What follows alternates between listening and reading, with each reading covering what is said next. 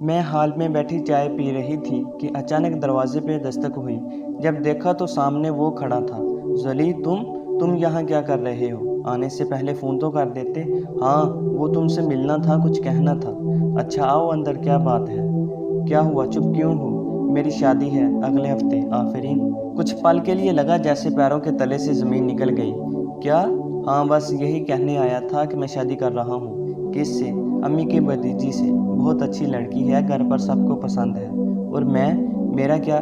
میرے گھر والے زیادہ انتظار نہیں کر سکتے، میں مجبور ہوں۔ یار تم تو سمجھو۔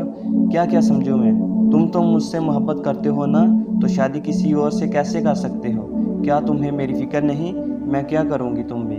میں بھی تو محبت کرتا ہوں تم سے۔ پر کیا پر ہر محبت کرنے والے کی قسمت میں مل جانا ہی تو نہیں لکھا ہوتا۔ میں نے بہت کوشش کی پر گھر والے نہیں مانے۔ اب تم ہی بتاؤ میں کیا کروں؟ اب یہ بھی میں ہی بتاؤں کہ تم کو کیا کرنا ہے؟ چلو ٹھیک ہے، میں نے سوچ لیا مجھے کیا کرنا ہے۔ مطلب یہ کہ چلو سب کچھ چھوڑ کر میرے ساتھ چلو، ہم دونوں سب سے دور اپنی ایک نئی دنیا بنا لیں۔ ہم گھر سے بھاگ کر شادی کر لیتے ہیں۔ آفرین تم میرے ساتھ چلو گی نا؟ یہ کیسی باتیں کر رہے ہو تم ذلیل؟ میں ایسا کچھ نہیں کروں گی۔ میری محبت پاک ہے تمہارے لیے، پر اس کا مطلب یہ نہیں کہ میں میرے گھر والوں کی اذیت خراب کروں۔ میں ایسا کچھ نہیں کروں گی، سمجھے تم؟ ہاں تمہارے گھر والوں کی اذیت اور میرے گھر والوں کا کیا؟ ان کا کیا آفرین؟ جس طرح تم اپنے گھر والوں کو دکھ میں نہیں دیکھ سکتی، میں بھی نہیں دیکھ سکتا۔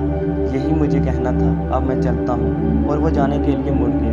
آفرین نے پیچھے سے اس کو آواز دی اور اس سے پوچھا، کیا یہی تھی میرے لیے تمہاری محبت؟ ذلیل نے جواب دیا، ہاں یہی ہے میری محبت۔ جتنی پاک تم مجھ سے محبت کرتی ہو اتنی ہی پاک محبت۔ آفرین تو اچھا کیا ہے تمہارے لیے پاک محبت؟ محبت کا مطلب کیا ہے ذلیل؟ اس نے کچھ نہیں کہا اور چلا گیا۔ بہت وقت گزر گیا۔ ذلیل نے شادی کر لی۔ آفرین اپنی زندگی میں مصروف رہنے لگی۔ وقت کے ساتھ ساتھ بہت کچھ بدل گیا، مگر آج بھی آفرین کو اس کی بات کا دکھ تھا کہ ذلیل نے اس کے سوال کا جواب کیوں نہیں دیا۔ یہی تھی اس کی محبت؟ کیا اس نے کبھی مجھ سے محبت کی ہی نہیں؟ کیا وہ میرے ساتھ وقت گزار رہا تھا؟ کیا میں اس کا ٹائم پاس تھی؟ مگر اس کے خود کے پاس اپنے کسی سوال کا جواب نہیں تھا۔ 2 سال گزر گئے۔ آفرین کچھ لکھ رہی تھی کہ اچانک فون کی گھنٹی بجی۔ اس نے فون لیا اور دوسری طرف سے جو آواز آئی وہ خاموش ہو گئی۔ آفرین میں ذلیل۔ تم نے فون کیوں کیا؟ تمہارے سوال کا جواب دینے کے لیے۔ تم نے پوچھا تھا نا کتنی پاک محبت ہے مجھے تم سے، اس کا جواب دینے کے لیے۔ اتنے وقت بعد یاد آیا جواب تم کو ذلیل؟ ہاں میری بیٹی ہوئی ہے اور آج ہی مجھے اس سوال کا جواب مل گیا۔ آفرین اچھا تو کیا ہے سوال کا جواب؟ میری محبت تم سے اتنی پاک ہے آفرین کہ میں نے تمہارے نام سے اپنی بیٹی کا نام رکھ لیا ہے۔ وہ چپ بس سن رہی تھی۔ آج بس ذلیل بول رہا تھا، میں کبھی تمہارے ساتھ وقت نہیں گزار رہا تھا، نہ ہی ٹائم پاس کر رہا تھا۔ میں تم سے بہت محبت کرتا ہوں آفرین، کل بھی کرتا تھا، آج بھی کرتا ہوں اور ہمیشہ کروں گا۔ پتہ ہے آفرین، میں ہمیشہ اللہ پاک سے دعا کرتا تھا کہ اے اللہ میں آفرین سے بہت محبت کرتا ہوں، ہمیشہ اس کو خوش دیکھنا چاہتا ہوں۔ اللہ اگر میں اس کے حق میں بہتر نہیں ہوں تو مجھے اس سے دور کر دے۔ اور جس دن میری شادی کہیں اور ہو گئی اس دن مجھے پتہ چلا کہ میں تمہارے حق میں بہتر نہیں تھا، پر میری محبت تمہارے لیے پاک تھی، بہت پاک، اتنی پاک کہ میں نے تمہارے نام سے اپنی بیٹی کا نام رکھ لیا۔ اگر میں تمہارے ساتھ وقت گزار رہا ہوتا، ٹائم پاس کر رہا ہوتا تو کبھی بھی اپنی بیٹی کا نام تمہارے نام سے نہ رکھتا، کیونکہ کوئی بھی مرد کبھی اس عورت کے نام سے اپنی بیٹی کا نام نہیں رکھتا جس کو وہ صرف ضرورت سمجھ کر استعمال کرے۔ تم میری زندگی ہی ہو آفرین، اب تمہارے نام لینے کے لیے مجھے کسی کی اجازت کی ضرورت نہیں۔ اب میں دن میں 1000 بار تم کو پکارتا ہوں، اتنی پاک محبت کرتا ہوں میں تم سے، مجھے بس یہی کہنا ہے۔ آفرین آج کے بعد کبھی کال نہیں کروں گا، کبھی بات نہیں ہوگی، پر میں ہمیشہ تم سے محبت کروں گا، ہمیشہ۔ کچھ پل کے لیے دونوں طرف خاموشی تھی۔ وہ جانتا تھا کہ آفرین رو رہی ہے اور کہیں نہ کہیں اس کی آنکھوں میں بھی آنسو تھے، پر اس نے فون بند کر دیا۔ آفرین بہت دیر تک خاموش وہیں کھڑی رہی اور یہ سوچ رہی تھی کہ کیا سچ میں اس کو مجھ سے اتنی ہی محبت تھی اور میں کبھی سمجھ نہیں سکی۔ محبت کا مطلب مل جانا نہیں ہوتا، اپنی محبت کی خوشی کے لیے اس سے دور ہو جانا بھی محبت ہی ہوتا ہے۔ اگر ویڈیو اچھی لگے تو لائک کے بٹن کو پریس کر دیں اور مزید اچھی اور اخلاقی ویڈیوز دیکھنے کے لیے ہمارے چینل کو سبسکرائب ضرور کیجیے گا۔ اللہ حافظ۔ جانے کون یہ بیل، ہنستے کھیلتے انسان کے دل میں کتنے چھید، زندگی چاہے جتنی بھی حسین ہو کچھ نہ کچھ خلش تو باقی رہ ہی جاتی۔ ہر نعمت کے ہوتے ہوئے بھی کوئی تو ایسی محرومی ضرور ہوتی ہے جس کا خیال آتے ہی دل کی دھڑکن چند لمحے کے لیے رک سی جاتی ہے۔ ہمارا مسئلہ یہ ہے کہ ہم دنیا میں پرفیکشن تلاشتے ہیں، لیکن وہ تو اللہ نے بعد کی زندگی کے لیے رکھ چھوڑی۔ یہاں تو سب کچھ عارضی ہے۔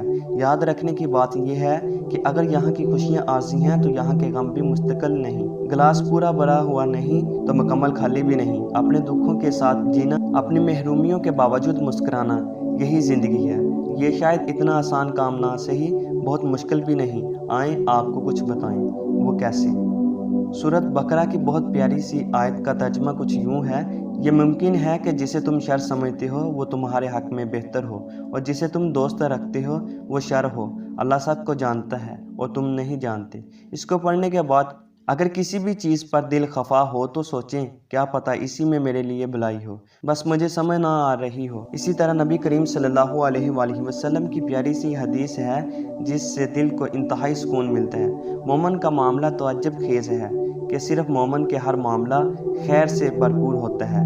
اگر اسے خوشی ملے تو شکر کرتا ہے جو اس کے لیے بہتری کا باعث ہے، اور اگر اسے تکلیف پہنچے تو صبر کرتا ہے اور یہ بھی اس کے لیے خیر کا باعث ہے۔ یہ بات ایسی دل کے اندر راسخ ہو کہ اب کچھ مل جائے یا نہ ملنے سے رہ جائے، دونوں صورتوں میں دل مطمئن ہی ہوتا ہے۔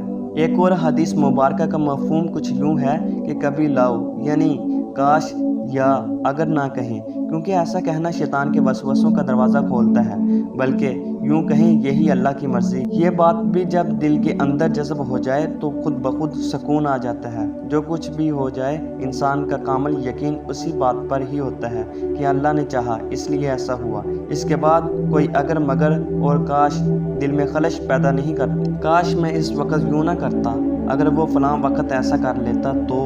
یہ خیال اپنے ذہن میں بھی نہ لائیں اور زبان سے تو نکالنے کی خیر قطعاً کوئی ضرورت نہیں۔ ایک بار کہیں پڑھا تھا: accept what you cannot change and change what you cannot accept۔ جو چیز تبدیل کرنا ممکن ہو اسے تبدیل کر دے، اور جو ممکن نہ ہو اسے اللہ کی رضا سمجھ کر قبول کرنے کی کوشش کی جائے۔ اوپر دی گئی سبھی ٹپس پر اگر آپ غور کریں تو ایک مماثلت سبھی میں پائیں گے: acceptance یعنی کہ قبولیت۔ وہ جو مل گیا اسے یاد رکھ، جو نہ ملا اسے بھول جا۔ اپنی بھرپور کوشش کریں، دعا کریں، اور ایسے کریں کہ دل کھول کر اپنے رب کے سامنے رکھ دیں۔ رونا آئے تو روئیں اور اس کے بعد نتائج اللہ پہ چھوڑ دیں، اور جو بھی ہو اسی پر راضی رہیں۔ یاد رہے کہ کوئی بھی واقعہ بے مقصد یا بلا وجہ وقوع پذیر نہیں ہوتا۔ It's either a memory made or lesson learned۔ اس کے علاوہ ہر وقت اداس شاعری پڑھنا، اداس غزلیں سننا، منفی ذہنیت کے لوگوں میں اٹھنا بیٹھنا انسان کے موڈ پر انتہائی مثبت اثر ڈالتا ہے۔ تو اچھے لوگوں کی صحبت میں رہیں تاکہ کچھ مثبت سیکھ کر اٹھیں، اچھی کتابیں پڑھیں، اچھی باتیں سنیں، اچھی باتیں بولیں۔ آخری بات، آپ دل سے رب کے ہر فیصلے پر راضی ہوں تو بھی کسی وقت دل کا بوجھل ہو جانا بالکل فطرتی ہے۔ اداس ہو جانا، رو لینا تو ہمارے لیے ایک نارمل انسان ہونے کی دلالت کرتا ہے۔ ہم روبوٹ تھوڑی ہیں۔ ہاں یہ ضرور یاد رہے کہ اداس ہو جانے میں خرابی نہیں، اداس رہنا مسئلے کی بات ہے۔ اللہ تعالیٰ آپ کے دل کی ہر جائز مراد پوری فرمائے، آپ کی ہر الجھن دور کر دے، اور اپنے ان شکر گزار بندوں میں شامل کر لے جو اس کے ہر فیصلے پر راضی ہوتے ہیں۔ آمین ثم آمین۔